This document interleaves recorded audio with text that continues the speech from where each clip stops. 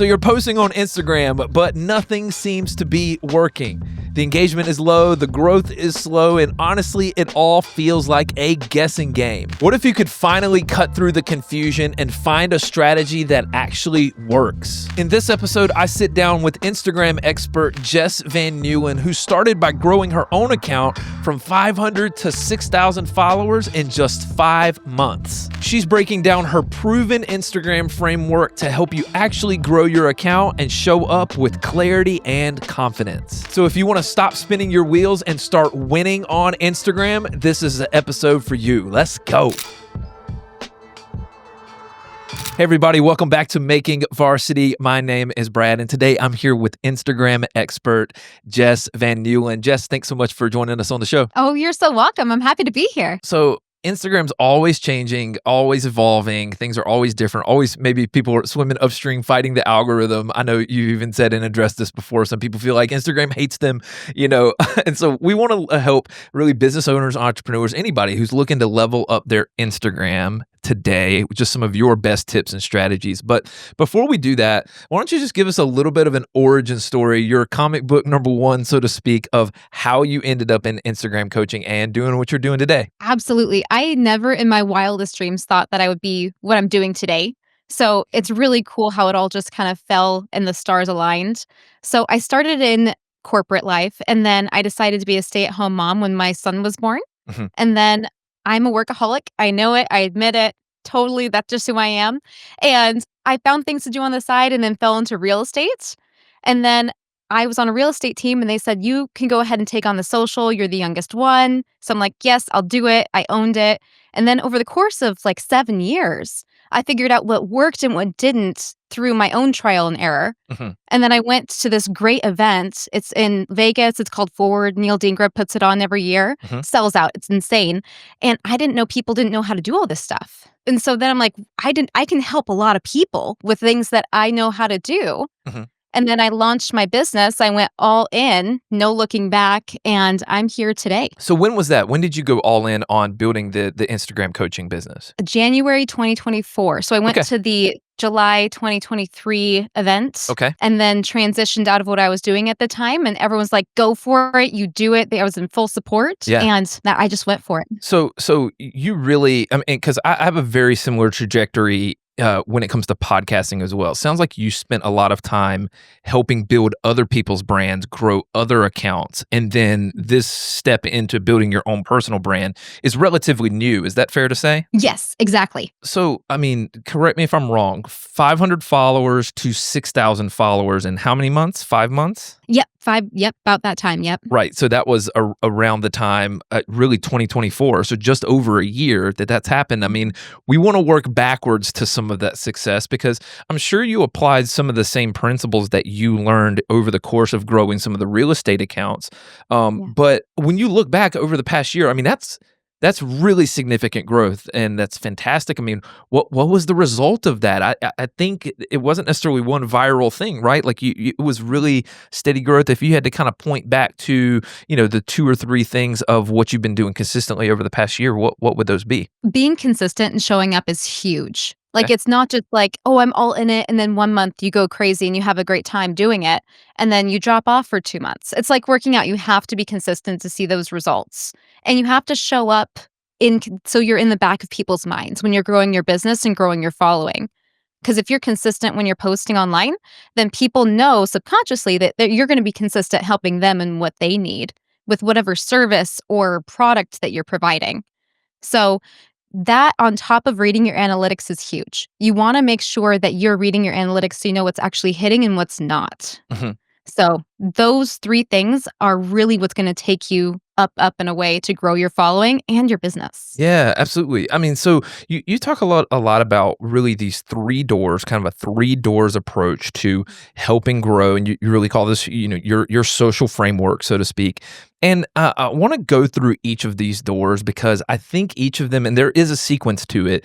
It's so Yep. important to be able to get things in place. Maybe you can help me out with someone with my Instagram today, and I can be a test subject if needed. But I'd love to just kind of go through each one of these. And the first door is this concept of mindset. So talk to us a little bit about the importance of mindset, and I think you even define mindset around this idea of authenticity. So let's kind of break down that first door first, and then we'll sort of unpack that a bit for everybody. Yes, and this is huge because a lot of people just miss this door. Mm. And they're like, why did my stuff not work? I'm doing the right hooks, the call to action, the ratios, the 20% personal, 80% business, and all of this other stuff. But if you don't have the mindset of I'm in this to help people and I'm in this genuinely because I want to make a difference, then you're not going to make a difference because everyone is getting so good right now with AI coming out. I think people are getting smarter with AI coming out Hmm.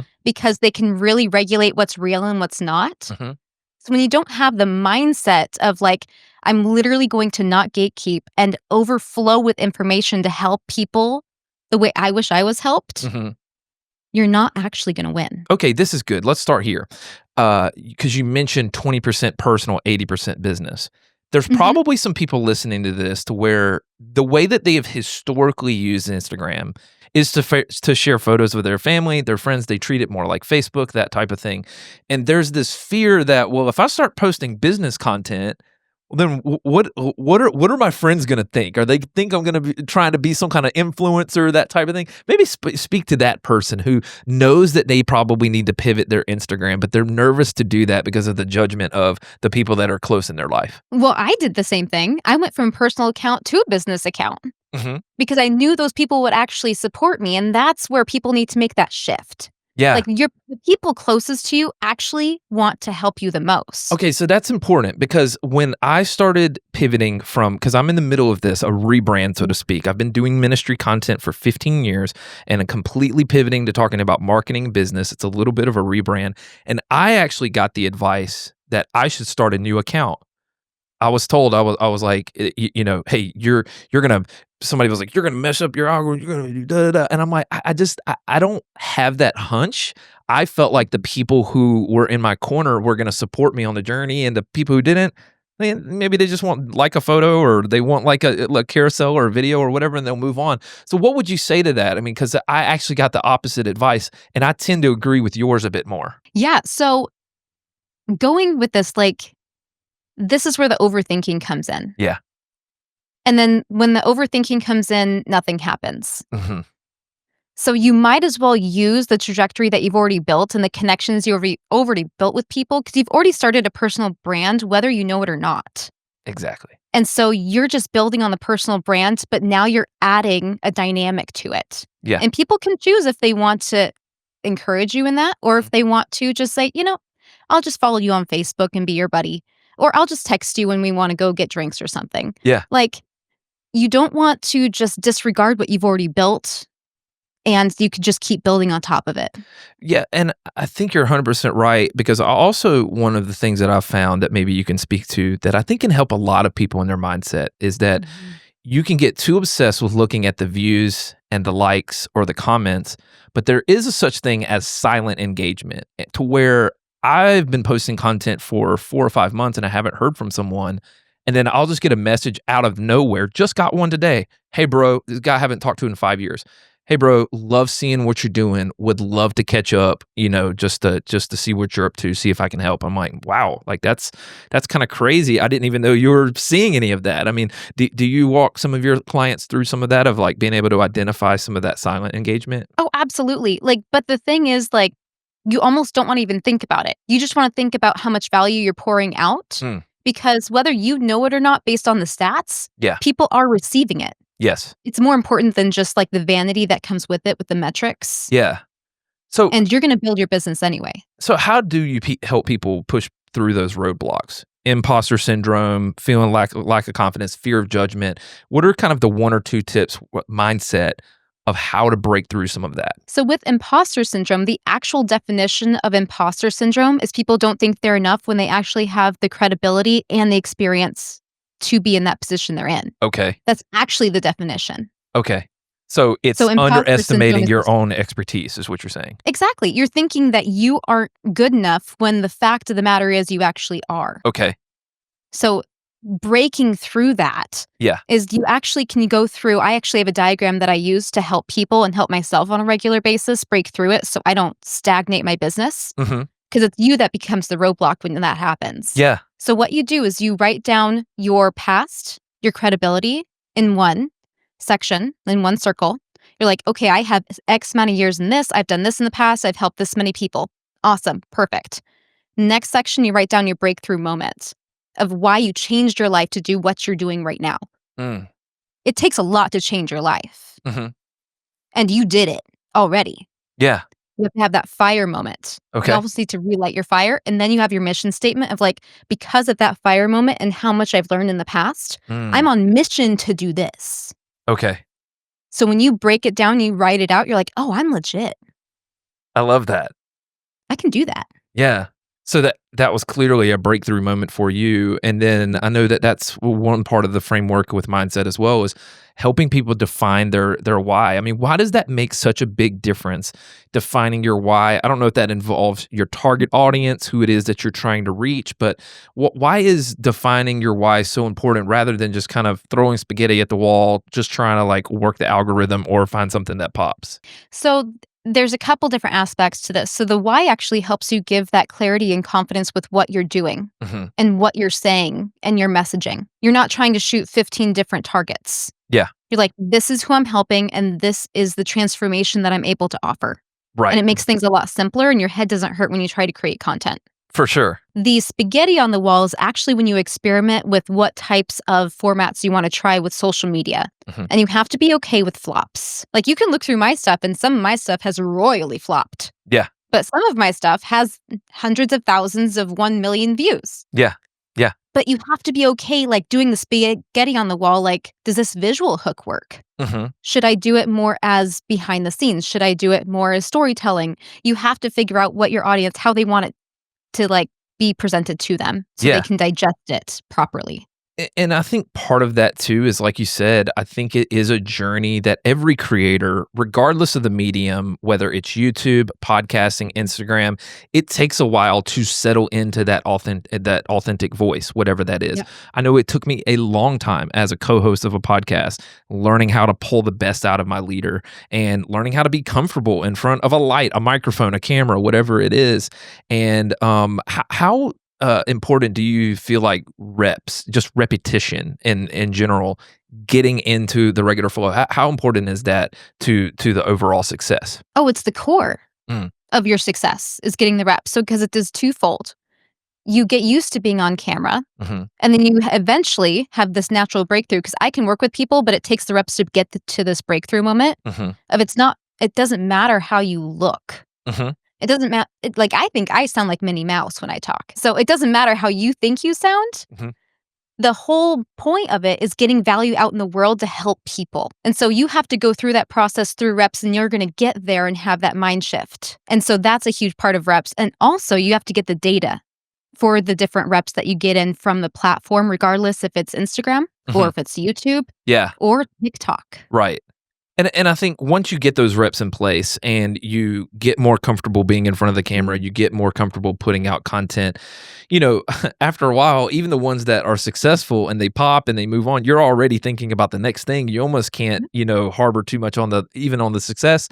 And then it also helps you deal with the failure a lot better too, because you're like, hey, there's always the next post. You can always, you know, continue to grow and to level up. And it does. It takes time. I mean, I think just in general, I mean, like it's identifying your story. I think it's figuring out how to show up the most natural and I think video is a big barrier for a lot of people. Can you talk to a little bit? Maybe I'm speaking out of pocket here, but in working specifically with some female clients, I've noticed like that can be a little bit more of a challenge because it's not like, hey, Brad, I can't just roll up on a camera, like not have the makeup done, that kind of stuff. So help walk some of our female entrepreneurs to this, because I don't know that always feel as qualified to speak to this, because I'm like, hey, just turn the camera on, just go. And they're like, whoa, bro, like there's stuff that has to happen. So maybe help our ladies out a little bit. Absolutely. So there's a lot that can go into it, but I'm going to break it down as simple as possible.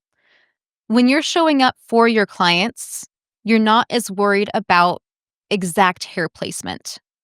Like, there's a switch that also goes off with the reps when you're doing all of this stuff. Mhm. Like, yes, you wanna be clean and presentable, like you are going to go to a client meeting. Like, you're gonna go show up with someone, that's how you're presenting yourself, and that's your personal brand off camera. Mhm. It needs to match your personal brand on camera too. Mhm. So it's not rolling up, you're rolling out of bed and you're rolling to, like, a podcast with your hair up, because you might not show up to with your clients like that. Mhm. And so as long as you show up like you normally would, Mhm.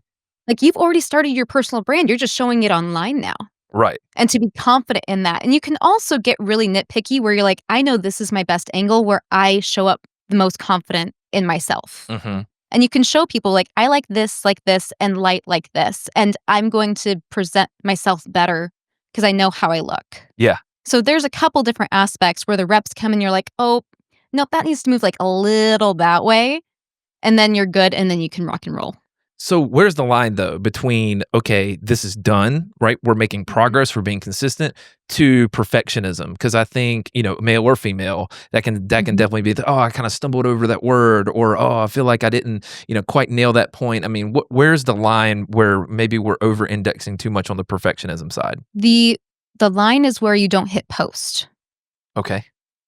where it stops your progress from showing up to your followers. Mm. Like, that's where it is, because if you stop showing up because it's not perfect enough, Hmm.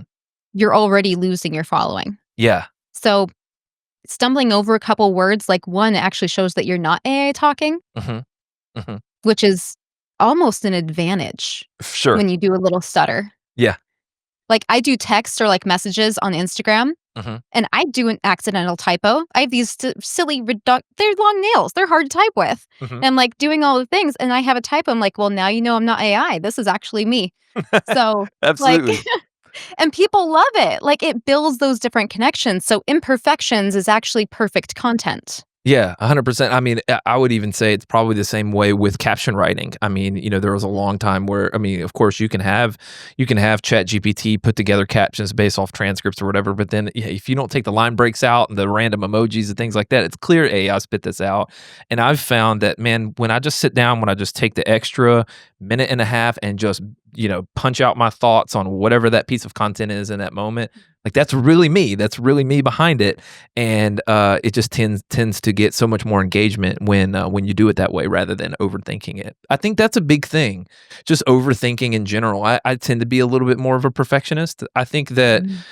I think it hinders the volume of content that I put out too. Like I know I need to be putting out more. Like 100% know that. I think maybe talk to someone too, and we'll get into the second door, which is execution here in a bit. But I'd love to talk a little bit about posting schedule. Actually, this is probably a good segue to get Mhm. into execution, because I think that's another thing of, okay, you're talking about busy entrepreneurs, busy business owners, people that have other things going on. Maybe they're juggling family, Yeah. and they're going, okay, like I know I need to be posting probably daily on Instagram.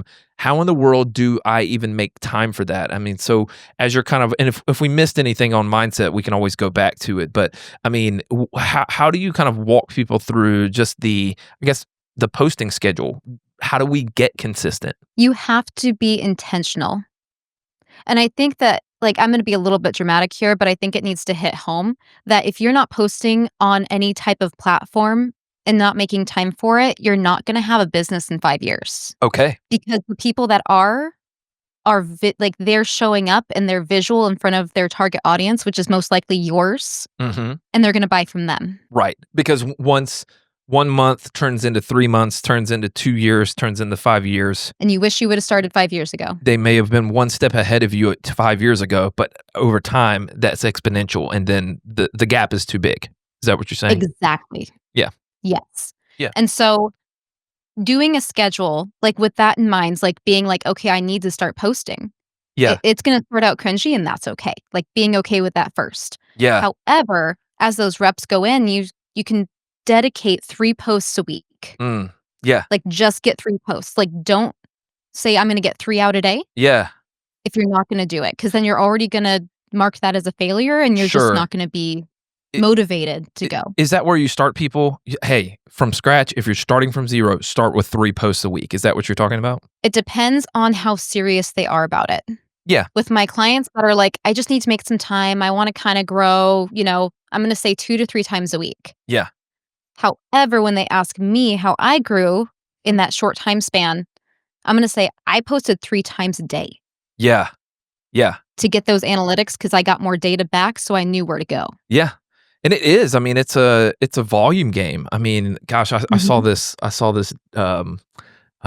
this video that came across, and there's these guys that they post like Bollywood videos, and they found Mr. Beast like whatever in the wild. Have you seen this? It said that Yep, they I posted saw that one. 100 times a day, and they grew it to whatever 9 million followers, which is just insane. But it just goes to show you like that volume is like a big deal. Let me ask you this: like, if you had to pick between volume and quality, and you have to pick one, all right, don't say both, all right, like volume and quality, which one would you pick? Volume meaning like the amount of content you're putting out versus less. If I had to pick, Yeah. I think this will be surprising, and it would be quality, Okay. but because, like, that's only if I had to pick, because if you're putting, especially for a business, Mm-hmm. because if you put out a piece of content and you overanalyze, you're like, "Okay, this is what I'm gonna do next," based on that one post, it'll be slower growth, but Mm-hmm. you'll get more business. Yeah. Because you're not just putting little clips out of memes. Does that make sense? Yeah. Like, a lot of people put out these the memes are fantastic and good for top of funnel content to get a Sure. lot of reach, Yeah. but you might not get a lot of business from that. So when you're in a business mindset, like, quality over quantity, however, when it comes to trying to grow quickly, Mm-hmm. that's when those quantity come in. So Yeah. you can create quality. Yeah, and I mean, I agree with you. You can mix it up. I mean, even memes are powerful. I've seen that on even some of the accounts that I've grown over time. Just looking to some of the follower analytics, just how powerful something like that can be. But you're right. Like in the wrong kind of settings, those kind of views can become almost like empty calories, so to speak, right? Where if you don't have that foundational content that is really the meat and potatoes of what you do, you're kind of shooting yourself in the foot, because you want to make sure that if you do go viral, that you go viral for the right thing. You know what I mean? And Exactly. Even the it's restaurant that I managed, like, yeah. we were getting 500,000 views, Wow. but Off of what kind of we weren't content? getting. Oh, it was just restaurant stuff. Like, it's a Yeah. local pub that I help Yeah. manage, and we So do like all the stuff. B-roll of like the food and that type of stuff. Like, do you have like creators going in and doing UGC or what? Oh, I coach them how to do everything. I go in and I Oh, film it, and I coach them on how to do all the different stuff. yeah. But the stuff that was getting the high views wasn't getting butts in seats. Yeah. Yeah. And so we had to change it, and now we get, like, maybe a little over 1,000, couple thousand views. Sure. Yeah. But business has increased. Okay. So I think it's important to note, where are you located? You're in the Pacific Northwest, right? I think you're Yeah. in Idaho. Northern Idaho, yep. Okay. So, okay. I don't know if you guys have checked geographic locations much, recently, but there aren't millions of people, right, in Western Idaho.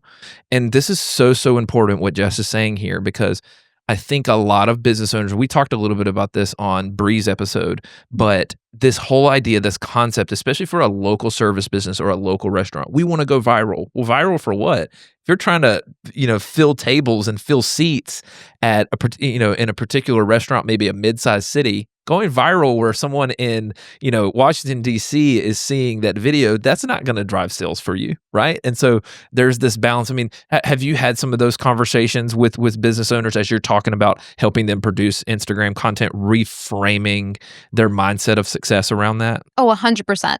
Because what we're looking at is we're looking at the numbers to grow your business, not the vanity metrics that increase that dopamine of like, oh, this is working. Is it working? But is it working?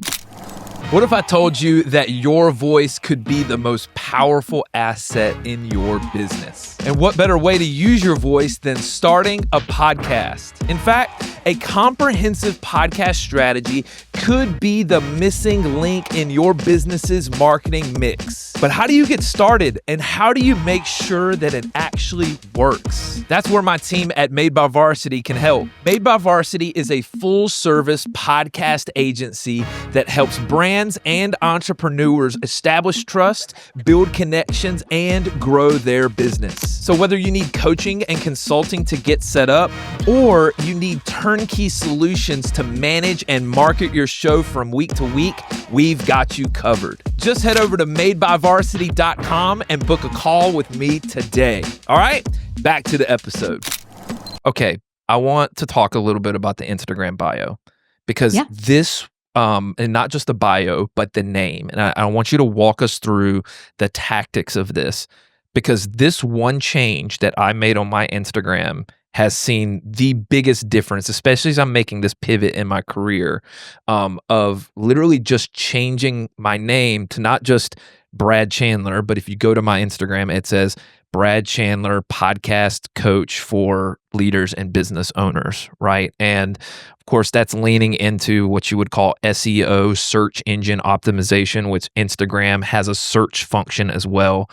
But then optimizing the bio, because I think I went into this thinking, okay, well, if I just create great videos and great content, well, then the algorithm's going to find me. And I got an early piece of advice that I needed to optimize my profile. And it was crazy. I haven't even been that consistent with posting. And just that one change has made a big difference. So I know I just gave a mouthful, but walk us through that step by step.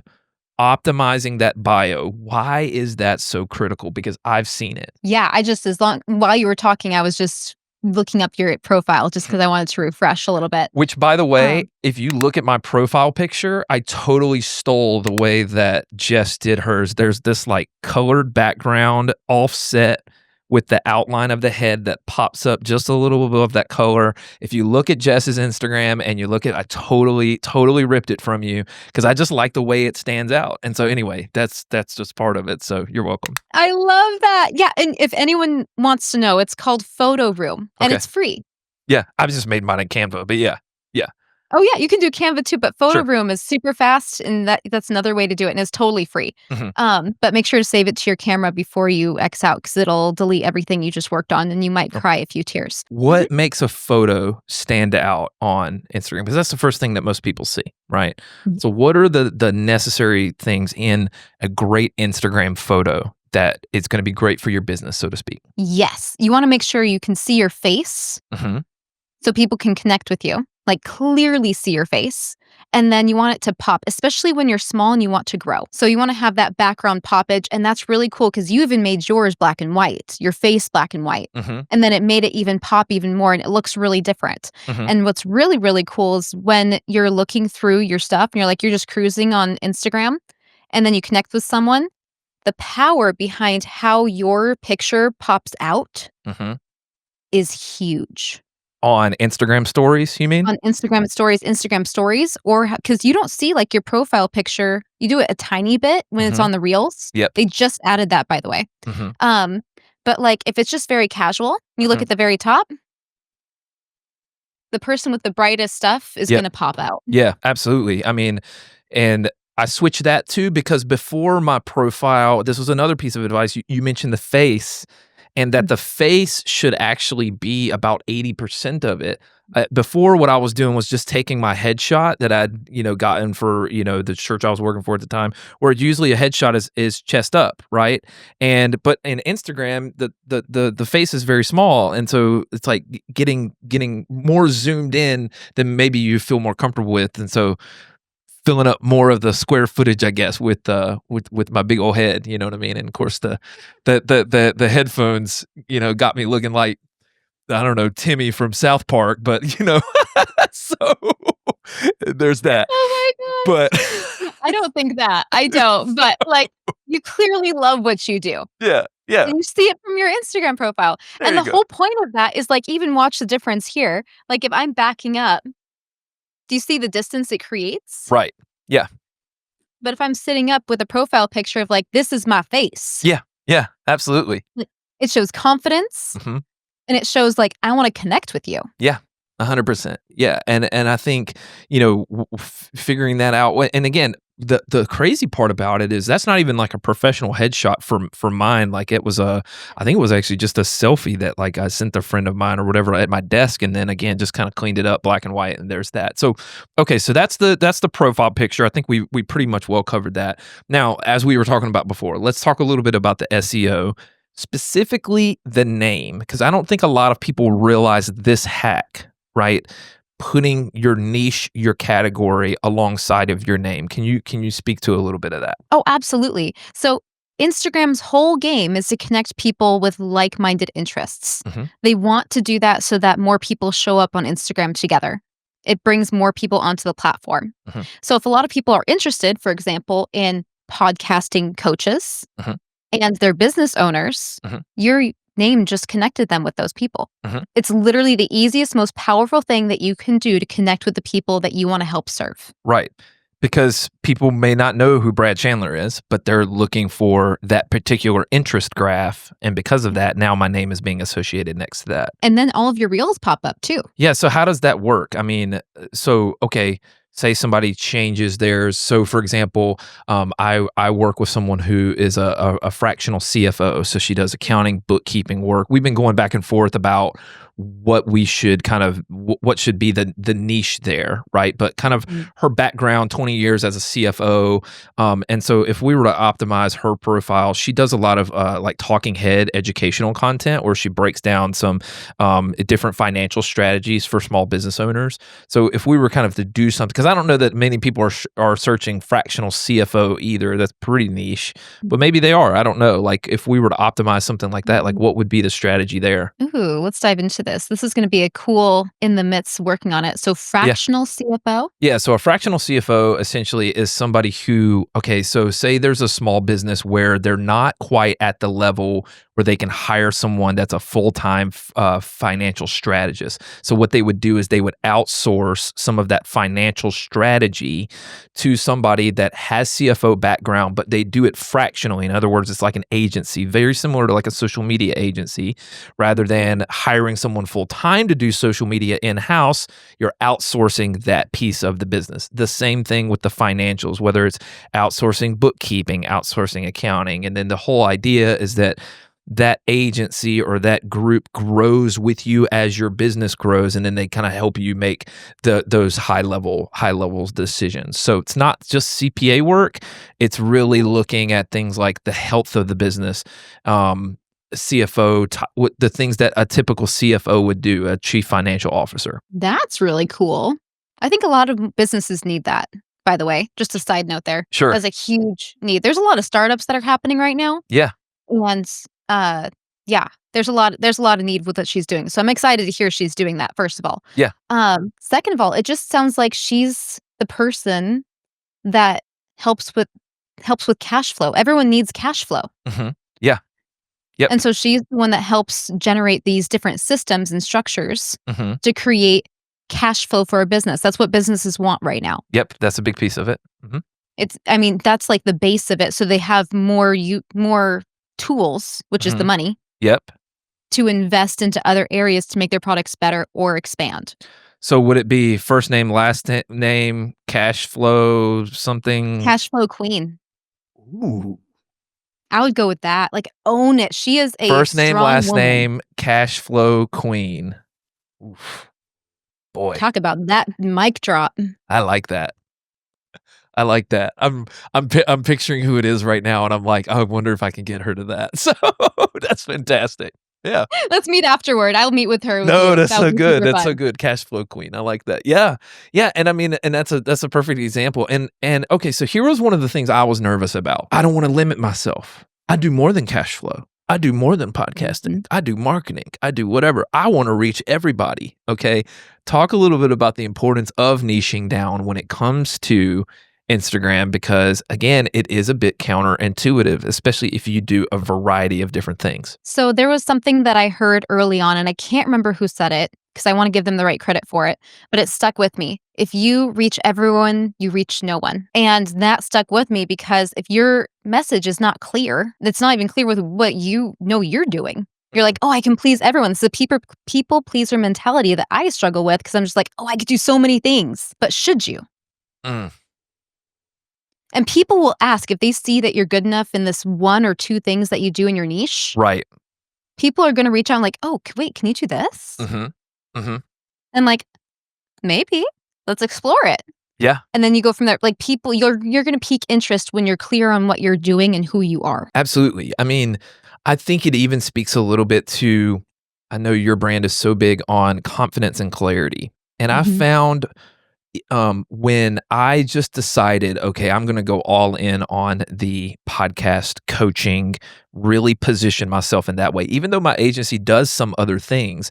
When I decided to lean into that, it was crazy, Jess. It was like the content strategy came so much clearer because I didn't have to look through all these different lenses for it. I'm like, so it made me okay.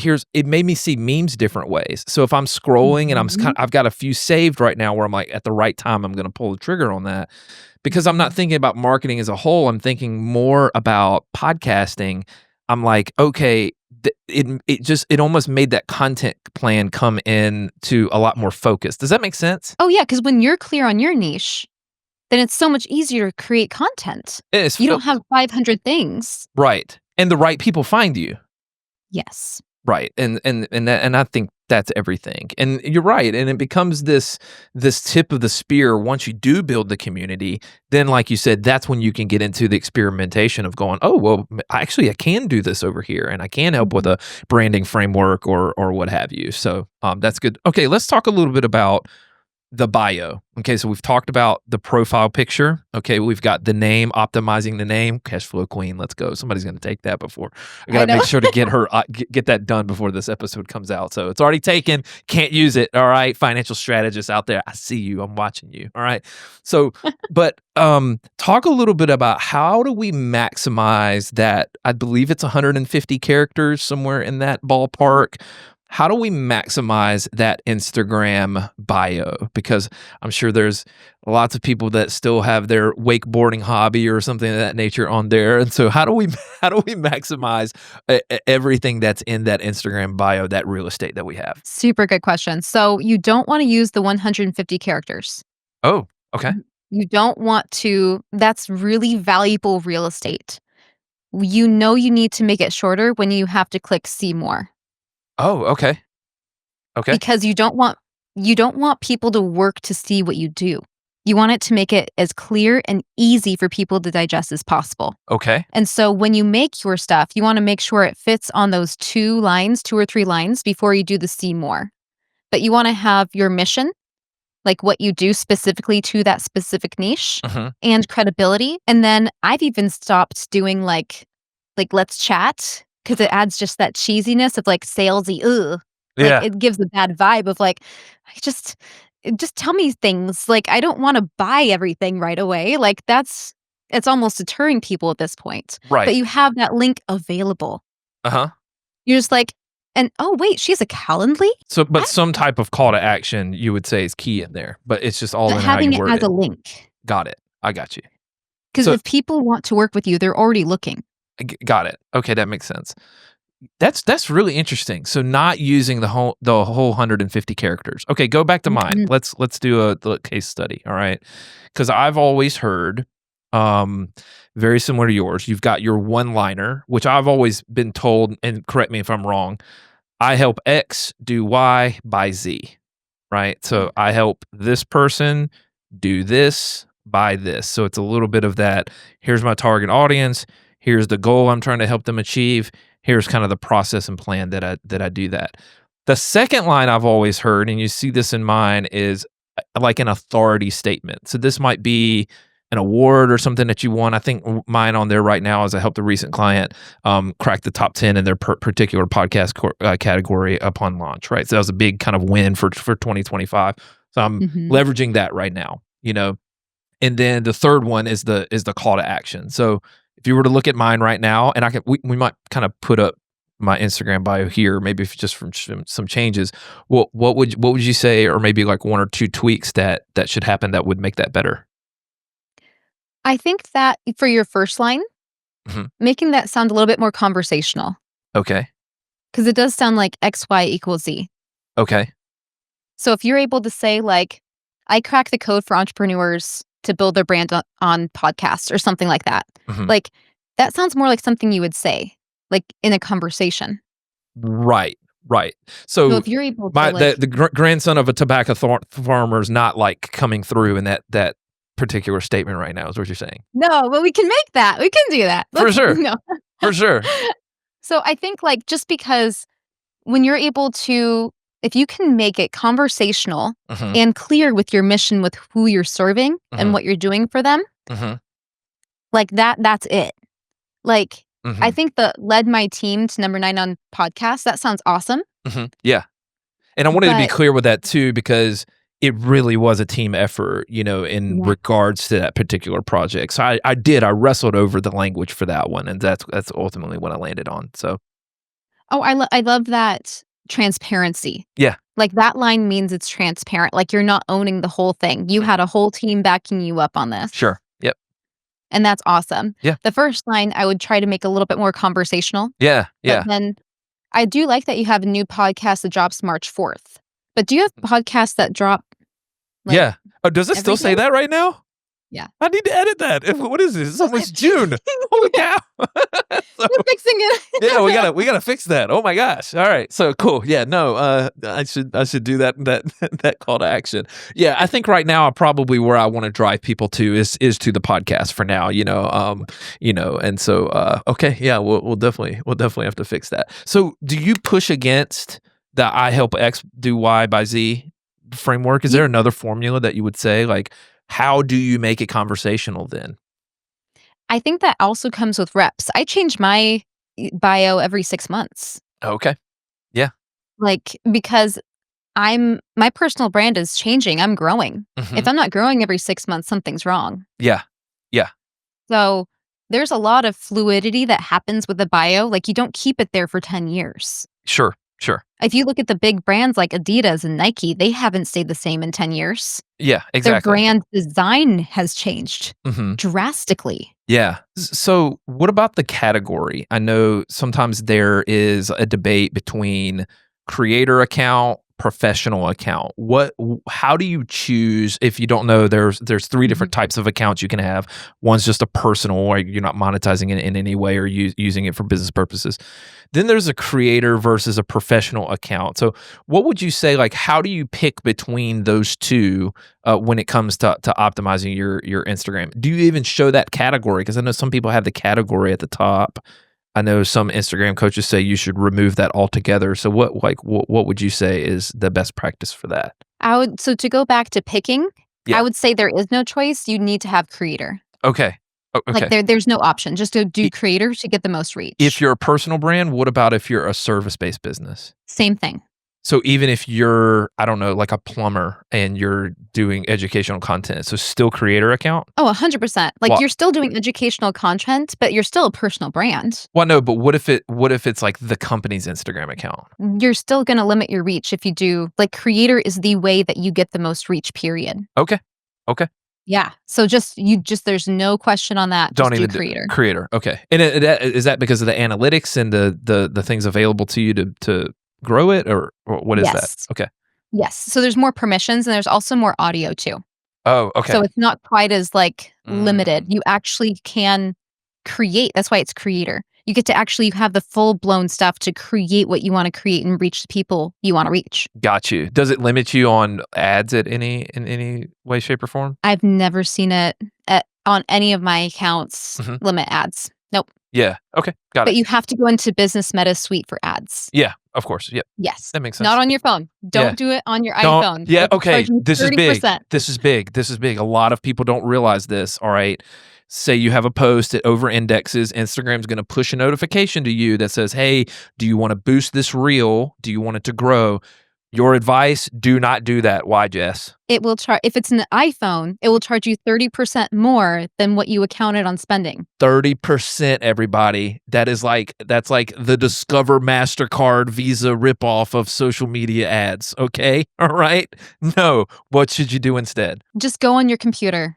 Go on Go on your computer, do it, and you want to make sure that this is, like, next level for ad development. Sure. And this could be a whole separate masterclass that we talk about. Absolutely. But you want to go in and you want to make sure that you create the ideal audience with the interests. So Okay. there's a whole thing where you can create a 3-level like campaign.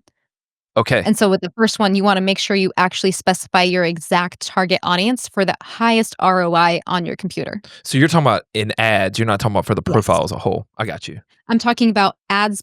I would highlight ads that already are working, Yeah. and then you just capitalize on it. You don't promote just your profile. So maybe for somebody spending. who's maybe struggling with organic growth right now, should they consider something like paid ads inside of Instagram to help them find their audience or help them their audience find them, or are there better ways to get there? They have to figure out what works for their audience before they spend money. Okay. They have to look at their analytics and post and get those reps in Okay.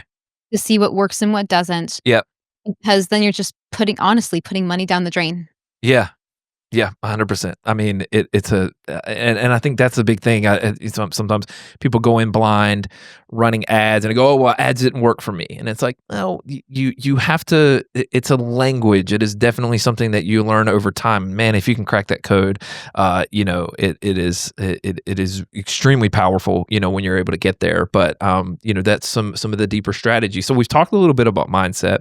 Okay, we've talked some about execution, and I think first of all, I know one of the things that you do, and you've already done it a little bit for me today, so thank you, but a profile audit, right? You get kind of a cursory look at someone's profile. When you look at most businesses or most people's Instagrams, their personal brand, what is the 1 or 2 quick fixes that you feel like people could make today that would make the biggest difference on their Instagram profile that can help them reach the most amount of people? What do you see pop up the most that's like the easy mistake that most people are making that's a quick fix? Super good question. So beside the profile and the bio, Mhm. the username, you want it to be your name or as close to your name as possible. Okay. Because people want to connect with people. They don't want to connect with a business Yeah. and buy from people. Yeah. And that's the whole point of a business being on social media. Mhm. So that fix. And I mean, also pinning the specific posts. Like if someone is interested in buying your stuff already, they're looking at your profile and those people are already spending their time, which is valuable, looking at your stuff. Yep. So if you pin, like I would go even into your reels Yep. and pin your highest performing reel, regardless of what it was. Yeah. Show the numbers. People love numbers, so Mhm. we'll give it to them. And then do a story reel. And then your highest converting reel. What got you the most business? So highest converting reel, a story reel that kind of lays out your brand story, and then what was the first one? I guess your highest performing one. The highest views. Okay. Yeah. Yeah, that makes sense. Yeah, So, I think the one I have pinned right now is the trailer, like the Instagram version trailer of the podcast for Making Varsity. And then I don't think I have any other ones pinned right now, so it's just the most recent ones. But Yeah. yeah, that makes a lot of sense. Yeah, so I mean, that's and I think that's huge. I think that you're right. I mean, right out of the gate, I think that we don't always realize people are looking at the feeds, in such a different way than they were 2018. Used to. Oh, well, let me ask you this: is there something to be said about the aesthetics of your feed anymore? That used to be a big deal, right? Like making sure that your feed matched and all of that stuff. Does that even matter anymore? I just feel like it doesn't. I don't know. It doesn't as much. Mhm. Like, when they had like the same filter for every single thing, like there is a point where you want to be consistent with what you look like visually because it's part of your brand and it shows that you're a consistent person. You're not all over the place. Yeah. But you want to have what you're looking like pretty consistent. Mhm. And you want to have what you're talking about being consistent. Sure. So Like those are the two. Yeah. Yeah, so it's certainly much more content driven. I mean, you're talking about Instagram. You used to be a photo app, right? And I mean, I even saw a video recently about Peter McKinnon. He was like one of the first kind of Instagram users, big YouTuber, who talked about the reason he's walking away from Instagram because it's not a photo app anymore. And it's like, yeah, I mean, it evolved, it changed. It did. It used to be a photo app, and so It's always interesting to me whenever I see people kind of selling like products like about a more aesthetic feed, when what you're talking about I think is more important, the interest based, the content driven. Yes, probably some visual consistency, but not as much as it used to be, and mixing it up. So okay, so we've talked a bit about the mindset, we've talked about execution. Let's just kind of button this up and talk about strategy just a bit. Mhm. What do you feel like are the most important metrics that we should be looking at, whether you're a business, service-based business, Mhm. personal brand? When you go into those creator analytics, what are the things that you're looking to that you would say these are the most important things that you need to be paying attention to? I think it depends on what phase. So I'm going to go through the growth phase. I think a lot of Perfect. people listening to this would be small businesses, entrepreneurs growing their brand. So you're looking at the top of funnel content to get their initial reach first. Mhm. And so what you want to look at is you want to look at shares. Okay. Shares are first because that's like literally when someone is like a reel is here and they share it to another person. Mhm. Now twice as many people are on the platform. That's what Instagram wants. Yep. So when you create simple, relatable, shareable content, Mhm. that's where you get the top of funnel. It's the SRS model that I developed. So Mhm. when you're creating that, you want to make it simple, relatable, shareable, because that's what's going to get the most views. Yep. And that's where you're going to get that awareness of your brand. Yeah. And then the next level, when you have that, you want to make sure you pay attention to saves. Mhm. Mhm. And that's when you know that that's the valuable. So you know the shareable, and now you know the valuable. Because the shareable is that's relatable to the most amount of people. And then the saves is that's clearly something that meant something to your audience that they wanted to keep for later. Does that make sense? Yes, Yeah, exactly. got it. So what okay, I don't hear as many people talking about shares and saves. Most people are focused more on views and likes. So Mhm. those are you saying that those first 2 lead to the other 2? Does that make sense? Like, that the saves and shares lead to more views and likes? Well, likes don't bring in money, Fair. but the shares and the saves do. Okay. Mhm. Yeah, go So, into like, that. if you're even worried about it, like, hide your likes. Yeah. Like, it doesn't matter, like, especially when you're a small account. Yeah. The reason why, and I talked about this early on, because 'cause I'm not afraid to hide my likes because I want authentic interactions. Sure. I don't want it to be based on, especially when I was really, really growing, Yeah. if I only have 2 people like it, then there goes my credibility. People Right. aren't even gonna interact with it. For sure, and people do that, right? There's a Mhm. little bit of that, "Oh, other people," I guess yeah, and they can bypass That's it. the crowd mentality. Yes.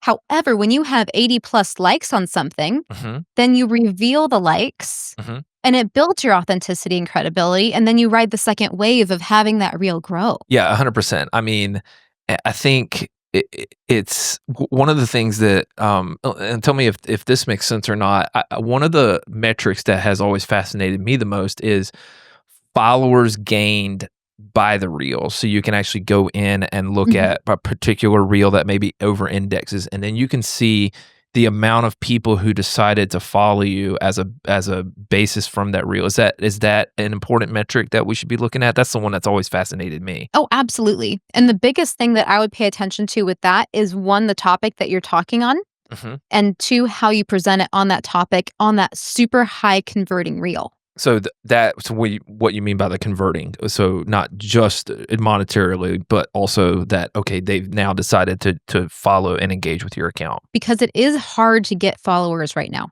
Yeah. Like it's harder than it was 6 months ago. So paying attention to what you say, what the value that you deliver, and then how you did it, whatever the format was. So you may have been in your car delivering something, Mhm. or you may have done it more in like a vlog style or a walk and talk, that type of Yep. deal. Is that what you mean? Exactly. Yeah. Let's say the content's just not hitting, right? Mhm. You've got the consistency down, you're putting things out, and it's just not clicking, right? You're good at what you do, right? You're putting out what would seem to be at face value, valuable content. What are the adjustments that you need to make when it's just not working? So when it's just not working, a lot of things that you need to consider is you're not your target audience. Okay. Like if you like it, that's awesome. Mhm. If you're like, this is fire, Mhm. but it goes over your target audience's head. Sure. So obviously it's not going to hit. Right. So the first thing, like I'm assuming at this point you have like 1 or 2 clients with whoever you're talking with, Mhm. and you have to talk to the clients Yeah. or listen to your clients when you're meeting with them. Yep. Then you're going to get stuff that hits because that's who you're already talking to the people, but you have to really stop and think, oh, this is their mindset and this is really what they want to hear. Yeah, and I think some of that too is like you said before, I mean, it's learning how to simplify and really speak the language of your target audience, you know? Yeah. And so, even like when I talk about something like podcast hosting, a lot of people don't know what that even is, right? It's the platform that you upload your podcast to that distributes it everywhere. The way that an average person would say that is, how do I make sure I get my podcast on Spotify? Right. Like it's a much more low hanging fruit. Mhm. And I mean, working with this, especially people doing educational content, you can fall into some of that insider jargon, corporate jargon, like whatever your particular expertise is, and you have to learn how to say it the way your audience would say it. Exactly. And so, because when you start to get into the jargon, that's like you're talking to someone that's already in the industry and they're not in the industry. Yeah, they're not your customer. No, and I'm just like, why would I want that? But they don't understand that's literally the key. But I have to change the way you say it and the way you present it Yeah. Yeah. to one, make it make sense, and two, make it not intimidating. 100%. So let's say I want you to put out a challenge for us right now. Okay, we're gonna do a little 30-day varsity challenge here. All right. If someone's listening to this, watching on YouTube, make sure to hit the bell, subscribe, all the things. Or you're listening to this on audio, give us kind of, if we were to go, we want to level up our Instagram in the next 30 days. Okay. Mhm. What are some of the things that we should be thinking about? Obviously, you have the authority to speak on this. You grew from 500 followers to 8,000, in 6 months. And so talk to us about what's kind of the 1 or 2 things that we need. We've talked a lot of strategy today, but what should be Mhm. the focus over the next 30 days? What would you coach us to do? I would coach, and this is just in general, I would say listen to your clients and write down on a notebook that you haven't used before. This is a clean notebook. You're starting in a clean slate. Okay. Go buy one for $1. Okay. It's going to be worth it. Mhm. And that's going to be your idea booklet. Mhm. And so whenever you create content, you're going to see, oh, they talked about this. I'm making content on that. Mhm. And if you're actually going to take this seriously, do 1 post a day. Mm. It can be a carousel on that topic. Yeah. It can be a reel. Mhm. It can be a post, Mhm. but you need to be consistent if you want to take it seriously. So get that notepad, listen to your clients, and then talk on those points that your clients talked about and how they talked about it Mhm. on your post each day. So why the notepad? Why the fresh slate? Why not just like another note in your phone or something like that? You need to have a clean slate when you start with this because you're already burnt out when you pick up your phone. Sure. You're already overdoing your screen time. You're Right. doom scrolling peers, you're looking for ideas, you're researching, and then getting red eyes and bloodshot by the Ye time you think of one idea. Mhm. But you need to focus on what's in front of you, which are your clients. Yep. And you need to make sure you are focused and your message is clear. So having a clean notepad to start fresh Mm. will motivate you and inspire you because you're going to keep writing it out. Yeah. That makes perfect sense. I love it. Jess, this has been incredible. Thank you so much. Do you have any final thoughts that you'd leave with us? This has been really a masterclass. I'm super pumped to put this out. I think it's going to help a lot of people. But yeah, maybe just give us some final thoughts to sign off. Yeah. Well, I actually have a group coaching starting April 7th. That's Yes. going to be going up and going through the 3 doors. I actually upgraded it. Mhm. So, because I just do that. I just love adding more value for my clients. I'm like, oh yeah, this is a new thing that we're doing here. Yeah. It'll be bi-weekly, every other Monday, and Eh, it's going to be going through. I have an acronym called IMPACT. Okay. So to help people have an impact on Instagram. Yeah, I love that. So we'll make sure to put the links in the in the description, and Yeah. go check out Jess's group coaching. She knows what she's talking about and is super consistent. And when you see her Instagram and you see how she shows up, it's very simple stuff, but it's really, really impactful, packs a lot of value. So I think you get a lot of value out of that group coaching. That's really dope. Love that you're doing that. So awesome. Thanks for being here. Thank you, Brad. Good to talk with you. Good to talk with you. See you. Hey fam, thanks so much for joining us on Making Varsity. If you enjoyed this week's content, make sure to tap that subscribe button, share it with a friend, and turn on your notifications so you never miss an episode. For more resources, make sure to check out the description below and feel free to drop us a comment. I love you guys, and I'll see you next time.